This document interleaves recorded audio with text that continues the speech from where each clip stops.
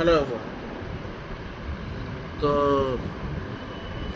আমি ভিডিও করছি, মেসেজ করলেন ডিস্টার্ব হয়ে যায়, বারবার আসছে।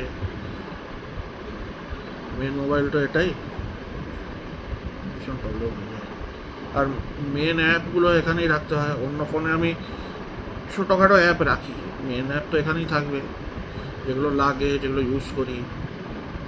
অন্য ফোনে অন্য সব কিছু আছে, আর সেগুলো তো আমি নিয়ে যাই না বাইরে, এটাই মেন ফোন।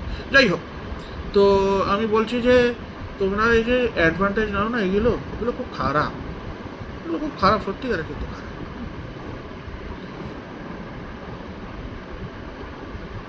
এই যে আমার বাবার থেকে এইসব ইয়ে করা, ঠিক আছে, এই পয়সা না দেয়, তুমি দেখিয়ে দিচ্ছ পয়সা দিচ্ছ না। হ্যাঁ, আমার বাবা কিন্তু খুব কম টাকায় লোকেদের সেবা করে আগে থেকে, ওই রুগী দেখতে দেখতে দেখতে এই করতে, বড় বড় হসপিটালে অ্যাটাচমেন্টও নেয়নি, খালি তোমাদের সেবা করার জন্য। আর তোমরা এমনি করে রিটার্ন করছো তো, লাথি মারছো তো।